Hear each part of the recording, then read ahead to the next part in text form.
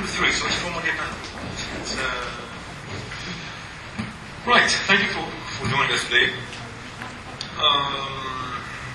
So one question obviously is to order or not to order. And another is how to finance it if you make this decision. I don't know if you want to discuss the first point, which is whether new building will continue to become more attractive versus second-hand. The data we saw in this last presentation seem to indicate that the historical low has been hit in terms of pricing of new buildings, and that these are gradually becoming slightly more expensive for no obvious reason right now. But this seems to be the case. But do you share this view? Do you think that new buildings versus second-hand will be a better choice or not? That's a long question. It's a long answer, I guess. Well, we'll try to make it shorter.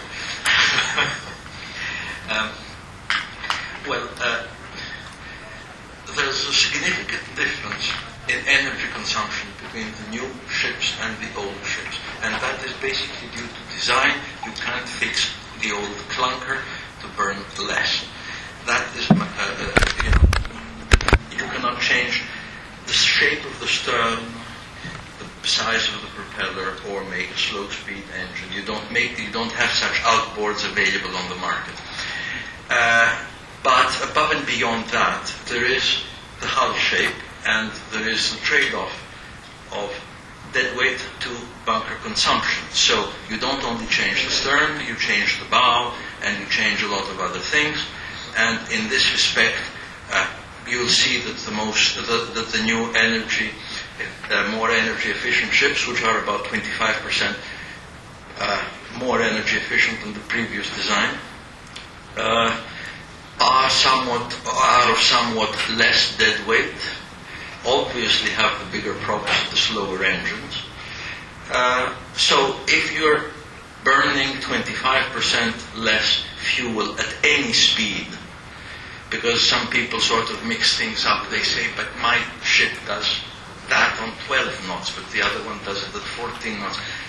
Anyone that knows naval architectural basics, your consumption goes up to the cube or maybe more of the speed depending on the design.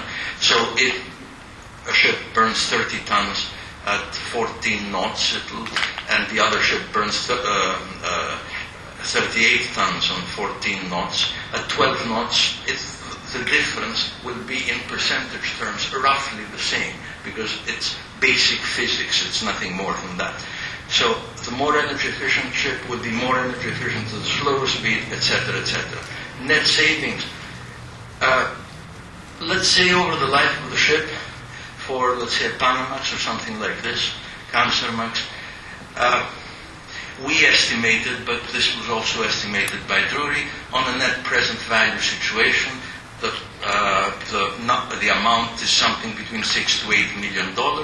So if you get the old ship, you'll be paying for that fuel, and so if you don't buy it at a price discounted far enough to be able to compensate you for the life of the ship, maybe you're not making such an intelligent decision. From a purely arithmetic reason. For the same reason, the more energy efficient ship will get obviously better money on the market. So, is it reasonable to order new buildings? Yes, it is. And this is why they're being ordered. Because they are a different brand of ship. Do they do what the designers think? Yes, if they've tank tested them with large enough models, what they specify is the same thing. But when you compare the consumption of two things, you have to compare them at the exact same conditions. So if it's a still water, high calorific value fuel, etc., you must do the same number for the other ship. Otherwise there is no comparison. It's chaotic. So I believe the new energy efficient designs, if the hull has been designed as well, are definitely in to stay. If they burn 25, 30% less than the older design. You're making $3,000 a day on an average ship more by burning less if you use it on an FIO basis, on a round-trip FIO basis. So the one ship will make money when the other ship is not. That will obviously push older ships out of the market. Therefore, they won't live as long. And, you put all this data in a matrix and you take your decisions. You make it sound very scientific. No, it's not scientific. It's basic I agree with you. basic numerical analysis. I'm an engineer too, so I understand the approach. Obviously, there are some, the market always has its own mind and affects it eventually.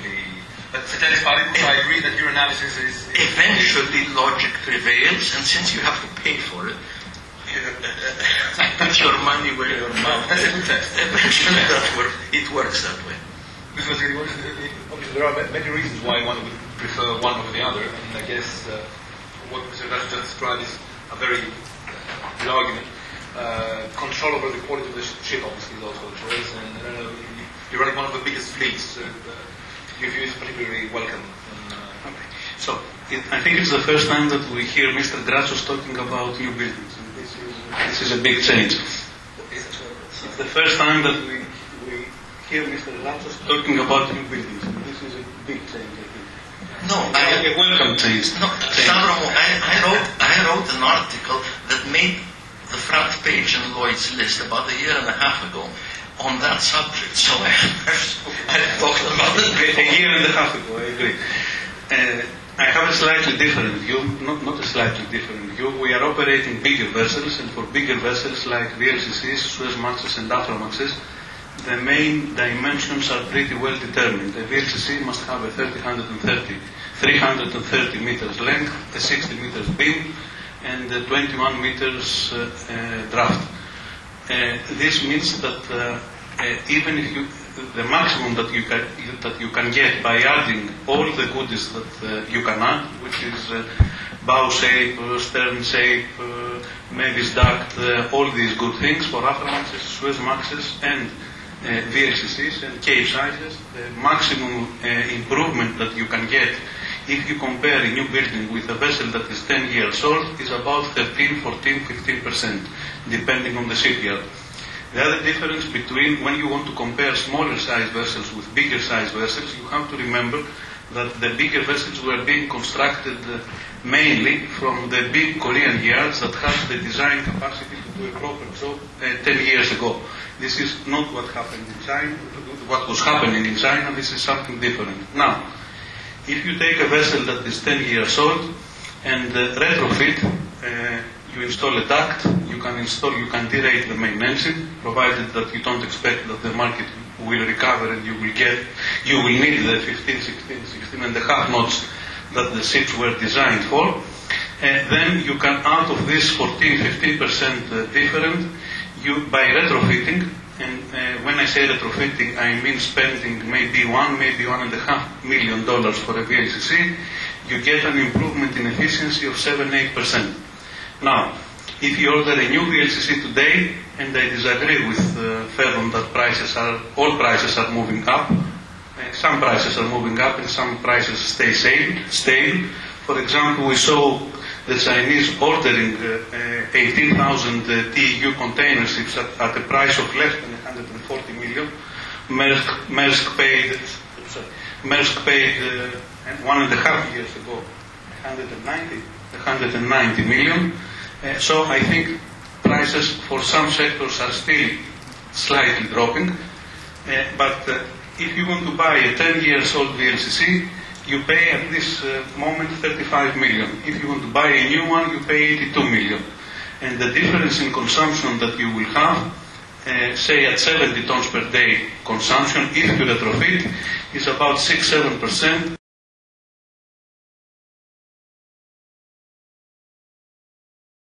Fall back from the charterer. If you don't get it all, is less. So, how many ship owners will build a vessel and say that they will keep it for 25 years? Not many today.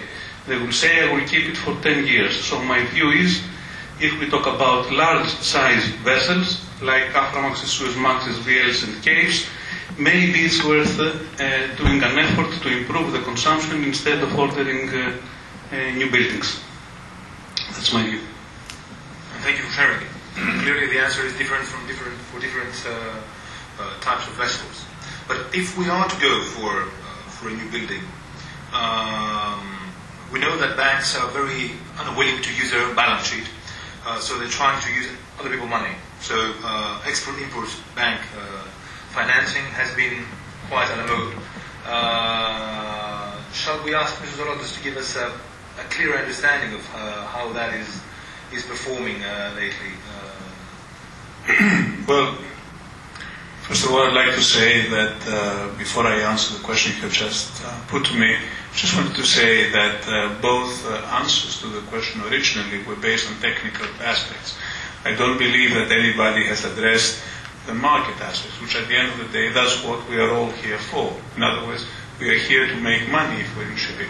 So perhaps the main consideration is, do I want to expand today, be it with a second-hand ship or a new ship? Should I perhaps wait for a while longer? I mean, this is a different position. Once you decide that you want to invest now in another ship, then of course the technical considerations become very, very important. The question is, and this is a point that one is worth mentioning as well, is that if you place an order now, you're going to receive that ship probably 1.5 to 2 years from now, and probably this will give you an advantage. In other words, you will probably find yourself in a slightly better market than you're having now. Hopefully. Okay. But then again, every one of us who is in this business looks at the crystal ball and makes up his own mind what he sees in there. Going back to the financing, I think it is fair to say that many of the larger banks that are still lending money, and as you probably know, we are here representing KfW. We are in Greece, that is, on shipping, and we have a preference for new buildings. A lot of banks have a preference for new buildings because the new building also introduces the possibility of export credit support. And I think this is an important question. Increasingly banks, for the reasons you mentioned before, because of the impact it may have on the balance sheet, would prefer to really have ECA cover. And we've seen increasingly banks lending or placing some pressure on their borrowing clients to consider ECA covers. Just to build up on what you just said, sorry for interrupting, would you go as far as to say that the banks are influencing their clients to opt for new buildings as opposed to having second hands? No, but I can tell you that some banks would not readily finance a second-hand ship. As simple as that. So indirectly they do that. They say, they go and see people and they say, look, if you want, fine. At least this is my experience. As you know, the banks that would lend today to a 10-year-old ship, and few and far between, unfortunately, I believe it's bad, certainly for the Greek shipping market. I've always been an advocate that the small Greek ship owner is vital for Greece and for Greek shipping. I think they have served their purpose, will continue to serve their purpose. Trying to eliminate him, which invariably the banks do by not lending to them, is going to be a problem. We see a lot of people, in fact, through the lack of finance, sort of holding on to tonnage that should have been scrapped. But they don't have a choice. Okay, thank you. You are correct that right now the Asian banks are more active on the new building financing, and either because Western banks are not financing, or because they're willing to support the local businesses. But given the lack of Western bank credit, do you see Asian banks becoming more active even on the second-hand financing? And I'm asking you, not only as KfW, but also as Eurofin investor, that you have an understanding of that. Well, I think that, of course, KfW is the European banks, and KfW is very much active in finance again. But if you talk about Asian banks, it is true that they are more open for business than the European banks are concerned, but I don't believe that they are there to finance in a big way European ship owners. I think that, to be frank, most of the banks, Asian banks, with the possible exception of a few Japanese banks that have had a presence in Europe for many years, although they too have now concentrated on Japan predominantly. I think that most of the banks have always expected, would only be prepared to lend you money if you were not Asian, if you had a significant presence in Asia. Otherwise, I think that, it is really pie in the sky the way that. The main exception, of course, that everybody's talking about, but I'm not sure how much of that is the truth, is the banks, the Chinese banks, for example, and to a lesser extent the Korean banks, that are lending to support orders placed in their country. And the orders placed in their country, for example, the Chinese banks, I think there was a Chinese bank here, we could ask them as well, I don't know if they're still here, but by and large I think that they are not really lending as much as they should, and again they target the people who didn't need to go to the Chinese bank to sort of get the money. Can I go a step back to the point that Mr. Zolotas made about the Greek ship, the average of the small Greek ship owner, because this is the crucial, and I deviate a bit from the exact shipbuilding discussion, but I agree that there is terrific pressure on the financing of smaller owners, but Greek shipping has traditionally found ways to go around a number of difficulties historically. Do you, and we see now that a number of smaller owners are approaching, either alternative financiers or other liquidity sources to overcome the lack of direct bank financing. Do you feel, Mr. Gratsos, that this is something that can survive? And do you think that we will see consolidation among smaller owners in order to be able to access these schemes? Do you think that it will see lack of organic growth simply from smaller owners, or will be what Mr. Zolotas fears, that we will see an elimination of the small Greek shipping firms? I'm not sure that's the way that we should look at it. If I remember things that Peter Stoke of Lazan Maran said some years ago at a conference which impressed me, the ROI of airline industry after World War II was zero. The ROI of ships was of the order of 6 or 7% on average. The ROI of other business was about 12 or something percent.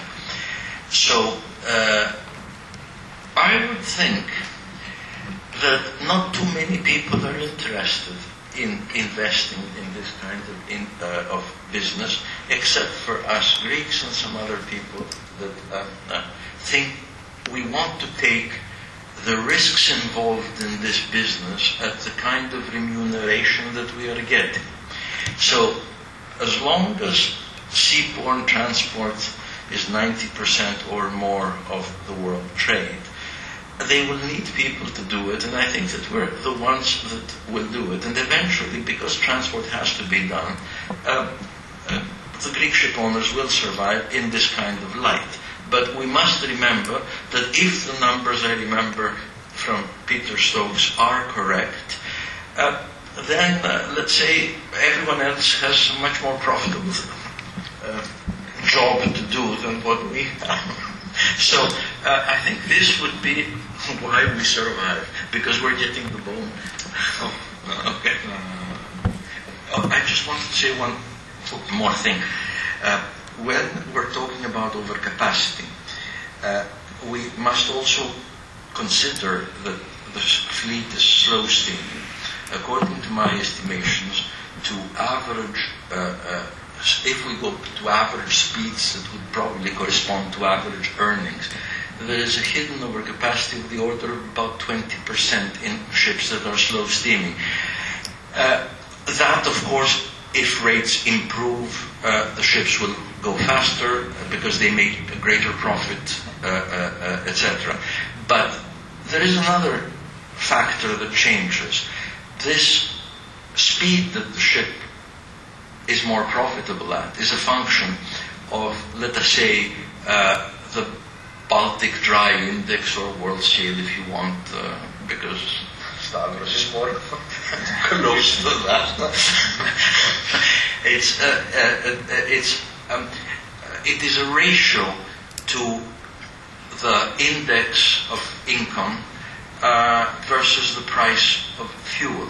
So if, let's say, today from $600 a ton, your your fuel price goes to $800 a ton, your average speed of the fleet would roughly decrease by 1.5 to 2 knots. That would automatically constrain the ton-mile supply of the fleet and therefore push up the market. So these are various wild cards that one must estimate if one wants to look forward. Because, I mean, with about an extra 2 knots worth of slow steaming, probably there is no overcapacity. You know, just food for thought. That makes sense. I don't know if you want to ask any. I'm happy to open the discussion to the audience. By all means. So, there are 2 questions in the back.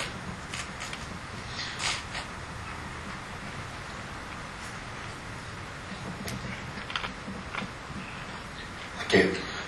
Peter Malpass, Braemar Seascape. A question to the panel, but probably following something specifically that Mr. Gratsos mentioned. Clearly, old ships burn more fuel. The new eco-designs that is there to burn less fuel.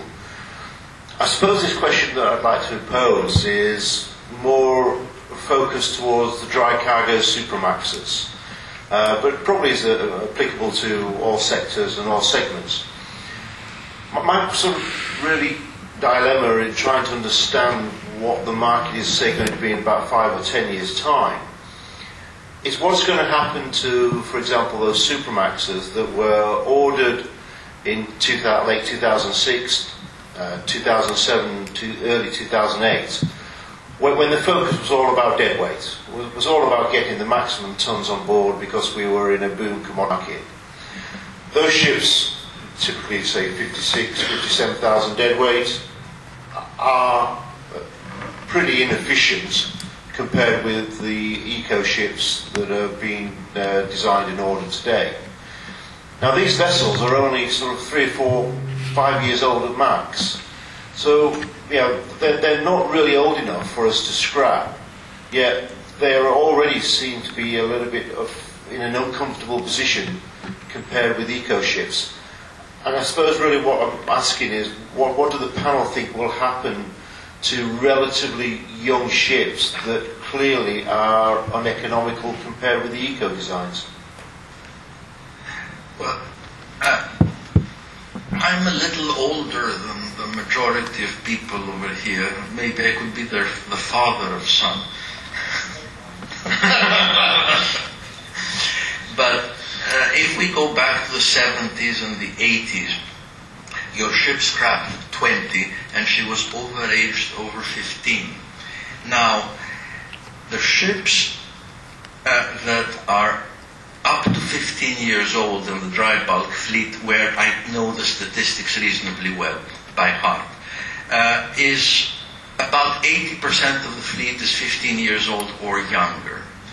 So if we're going to have more ships coming in, we will need more ships to go out, and they will go out the moment they start becoming uneconomical to operate. For example, if it's burning $2,000 or $3,000 a day more fuel, some charterer would not pay him the difference to survive. But that is nothing new. You will remember that in the 70s, I think they died by the 80s, you had turbine ships, and that happened, and the same thing happened with them. So, unfortunately, this is what Schumpeter calls creative destruction. The new thing and the more efficient thing will push away the less efficient thing. And I think that's the story of the world, and I think that we can expect that to happen. And vis-a-vis what you said before about they were designed to, let's say the 2006 ship was designed to carry more cargo. I'd like to point out to you that efficient ship designs have been known since time immemorial. They're longer and sleeker, etc. And to go into the cargo ship category, Burmeister and Wayne in 1981 built the Mark III Panamaxes, and which also came out in tanker form, which were designed at the high prices of 1980, and those ships burned about 25% less than the ships at the time, but they carried a little bit less cargo. Now, as the price of fuel went down, the ships started getting fatter because you made more profit from carrying more cargo than from burning less fuel. And so it's this balance that has moved those designs. So you can say that if the world turns to $700, $800, $900 fuel, they will become obsolete because they were built with a design in a design form that is not compatible with the way the economic balance is working in the future. I guess that's the only way that I can probably answer the question. Do you think they could be scrapped as young as 10 years of age? Don't you think that we saw that in 1980 with tankers? Even less. I don't have these kind of statistics, but we know that tankers came out of the shipyard and then went to lay up immediately. It's not something that we haven't seen before. To underline the point, I've seen the 90s, but not the 80s. But I was going through some lovely books that Mr. Fustanos is producing with the older vessels. And it's interesting to see that a number, when he comes to the 80s, a number of the vessels, because he describes also the story of the vessel, built early 80s, scrapped mid 80s, built early 80s, scrapped mid 80s. And there is pages of these vessels that started and ended their lives during the same decade. So you're right. The question, I guess, is who's going to take the bill for that? And whether banks will be willing to be present again if they get their fingers burnt in such a major way. As the Americans say, you put your money and you make your choice. We put it and we made it. Right. Thank you. Any other question from Nigel?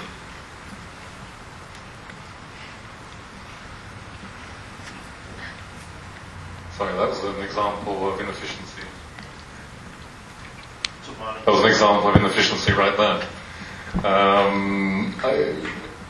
As I understand it, this is perhaps mainly a question for Stavros. As I understand it, there was a sort of very, very minor difference of perception on the trend of new building prices right now that you have with Castek Nava's analysis, in the respect that you identified perhaps one or two sectors for specific ships that may be just getting cheaper, but that seemed to me to perhaps be a minor difference. The question is, do you broadly agree with the idea that shipbuilding prices have at least now more or less bottomed out, or will do soon, and that thereafter the prospect of cheaper new building prices is really going to be off the agenda for years to come? I think that if we talk, by the way, what Ferdon mentioned is that the shipyards have covered their order book for 2015. 2015 is 2.5 years from now. unless there are sufficient orders to keep filling the order book of the shipyards, I believe the prices will stay stable, or maybe for the big shipyards will become a little cheaper, not much cheaper. So my feeling is that there is a difference between the majority of the shipyards that are building certain types of ships, let's say up to Panama's size, and the other shipyards that are building bigger vessels. Hyundai, for example, if we can talk about one of the big Korean yards, they still have capacity to fill for the, let's say, second quarter 2015. It's not a nice situation for the shipyards. The other issue that further mentioned was the exchange rate for Japan. If the exchange rate keeps helping shipyard orders, the shipyards will split whatever profit they are making by this devaluation of the yen with their clients. I don't know if it's going to be Greek clients or Japanese clients or who will get it, but I think the shipyards will be willing to split this profit. If we talk about certain sectors, even today we see prices weakening. If we talk about LNG, for example, this is a ship type that the major yards like to build. Even today, I think the prices are weakening a little. I'm not talking about 10%, 15%, but I'm talking about 2-3% comparing prices with 3-4 months ago. The same, I also gave you the example of the big container ships. I think prices are still weakening in the container ship sector. It was usual to have for the big ships $10,000 per container. The latest order was 7,800, something like that. Could I add something and ask Stavros his opinion? We see that steel price is going down and commodity prices are going down, and ships are built out of steel. Therefore, the commodity boom is apparently, from what I read, over. So if, let's say, you start getting iron ore at steel not being purchased and therefore its price not being as high, and if you go into some websites, you'll see that for the last 4 months the Chinese steel price has been going down. That obviously will make the ship cheaper. So, in my opinion, but Stavros is an expert at these things. We talk about the VLCC. The VLCC steel weight is about 40,000 tons. So, a 10% drop in the steel price, and this is something that happened, say, 2 weeks ago, because the mills they sell to the shipyards on the basis of a 3 months contract. The price of steel dropped 10% last month. For a VLCC, this roughly means $3 million. That's material. Can I go back and ask Stavros? You showed some very impressive numbers in terms of yards that closed down and capacity that has been reduced. How flexible is that? How easy can these yards open again if this paradox of new orders increase continues? I don't know, either you have a view on that. Yes. Thank you for the question. I think that many yards are, let's say, idle in China. They are not officially bankrupt, or they are not declared bankruptcy. The reason is that ship owners that are willing to place new building orders these days have an option which they didn't have in the previous years, and the option is Japan. And I'm talking mainly for dry bulkers, because we have seen dry bulkers orders in Japan mainly for dry bulkers. So Greek owners and in general owners that decided to go in China, they had the option to go to the very good Chinese yards and not the so-called second or tier or third tier yards. So I'm not sure. Maybe it's market driven. If the market improves and further, so that the demand for new buildings improves further, we might see again some demand for new buildings for these second-tier yards. So we are not really sure. It's not a straightforward answer on that. If these yards are closed for good or not. Would Yeah. you like to? Thank you. Yeah. Sorry. Can I add one more suggestion? Because I think there are a lot of parties here in the room, and improvement of the market for banks and improvement of the market for shipping companies is sometimes two different things. And coming to the practical side of shipping, I think banks and financial institutions, they don't really know or they don't feel how the business looks like on the ground. Furthermore, I think we haven't touched much the topic that different shipping segments are interrelated. And now, if you consider all of those things, we should all discuss, if not now, then later on, the possibility of making shipping more transparent and perhaps moving it into kind of a, like the shares that are being traded on the stock exchange.